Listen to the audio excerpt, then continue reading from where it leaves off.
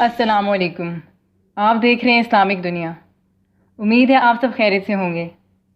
آج جو میں آپ کو واقعہ سنانے والی ہوں اس کا عنوان ہے مکافات عمل۔ یہ واقعہ ایک میاں بیوی اور ان کی بیٹی کا ہے۔ یہ واقعہ بہت ہی دلچسپ ہے، تو ویڈیو کو سکپ کیے بغیر آخر تک دیکھیے گا اور دوسروں کے ساتھ اس ویڈیو کو ضرور شیئر کیجیے گا۔ اور اگر آپ نے ابھی تک میرا چینل سبسکرائب نہیں کیا تو پلیز میرا چینل سبسکرائب کر دیں اور ساتھ ہی بیل آئیکن کو پریس کر دیں تاکہ نئی آنے والی ویڈیوز آپ تک پہنچتے رہیں۔ زینب کتنے ہی اہم اور بڑے کام میں مشغول ہوتی، مجازی خدا کا حکم پاتے ہی فوراً کام چھوڑ کر اطاعت میں لگ جاتی۔ کبھی یوں نہ ہوتا کہ ادریس صاحب نے اسے کوئی کام کہا ہو اور اس نے ٹال دیا ہو۔ آج بھی ایسا ہی ہوا۔ وہ صبح سے کاموں میں اتنی مصروف رہی تھی کہ اسے تھوڑی دیر چین سے بیٹھنا بھی نصیب نہیں ہوا تھا۔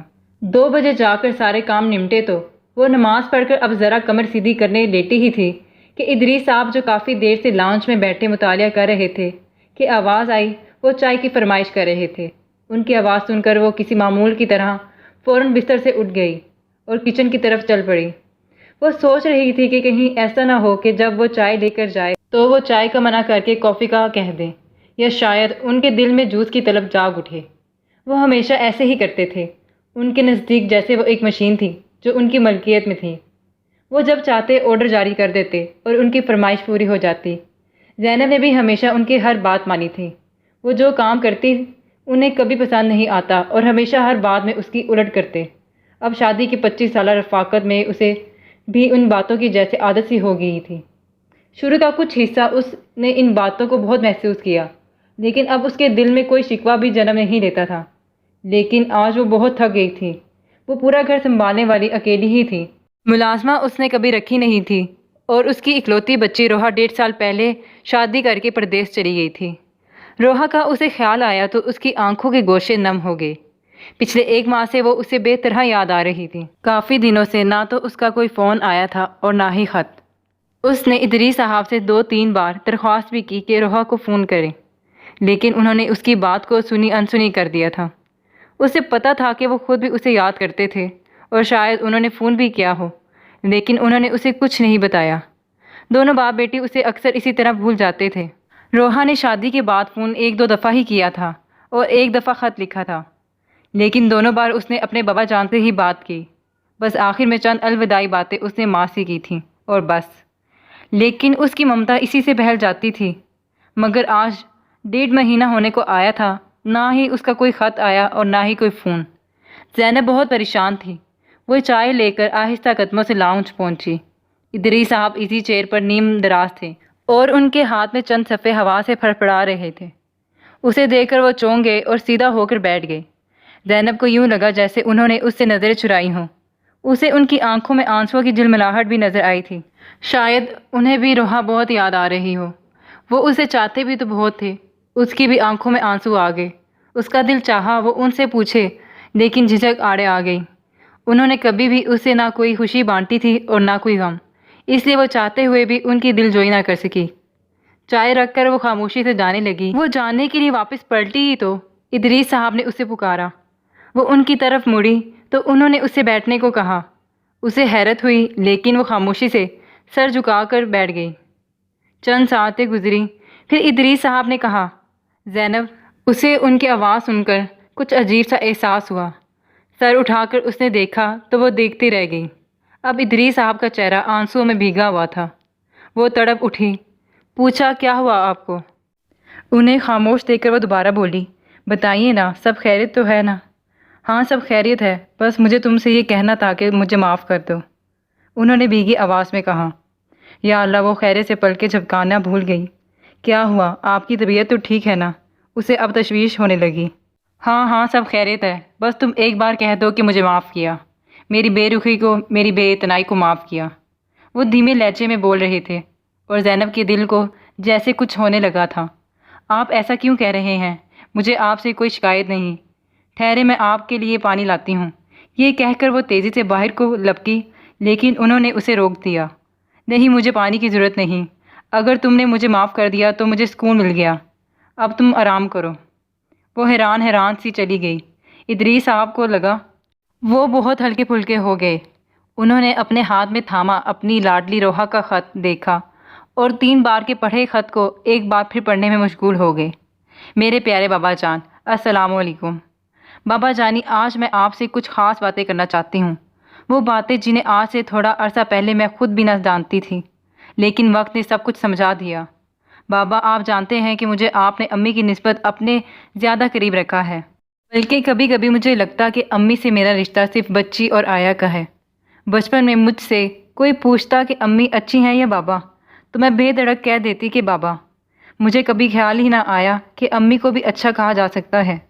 بابا، آپ کی شخصیت مجھ پر اس طرح چھائی ہوئی تھی کہ مجھے ان امی کی محبت اور خیال رکھنا کبھی محسوس ہی نہیں ہو سکا تھا۔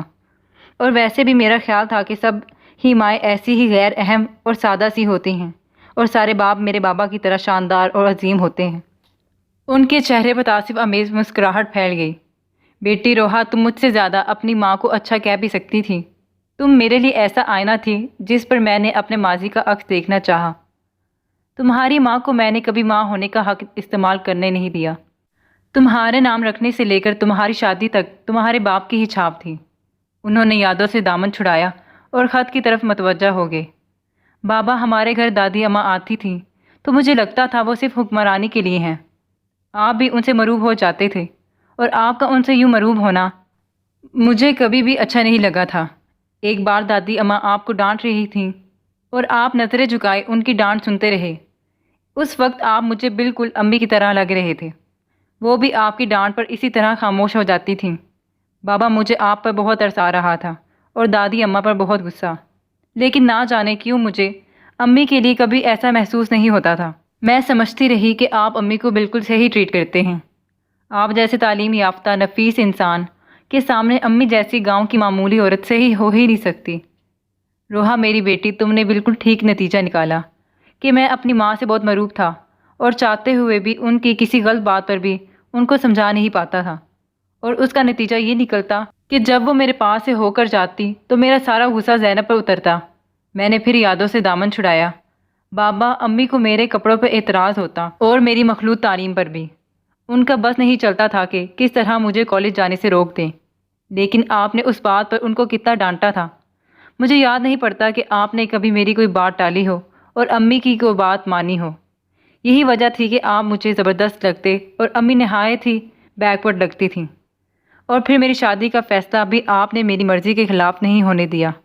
بابا، آپ کی محبت سے میرا دل بہت بھرا ہوا تھا، اور اس کے برعکس امی جان کی محبت مجھے کبھی نظر ہی نہیں آئی۔ لیکن مجھے آج اعتراف کرنا پڑ رہا ہے کہ شازمان کی بیوی بننے کے بعد، اور خصوصاً ایک ماں بننے کے بعد، اس 1 سال کا ہر لمحہ مجھے امی کے قریب کرتا گیا۔ پہلے تو مجھے آپ ہی یاد آتے تھے، لیکن پھر آپ کی یاد پر امی کی یاد حاوی ہوتی گئی۔ بابا، رخصتی کے وقت امی بہت اداس تھیں۔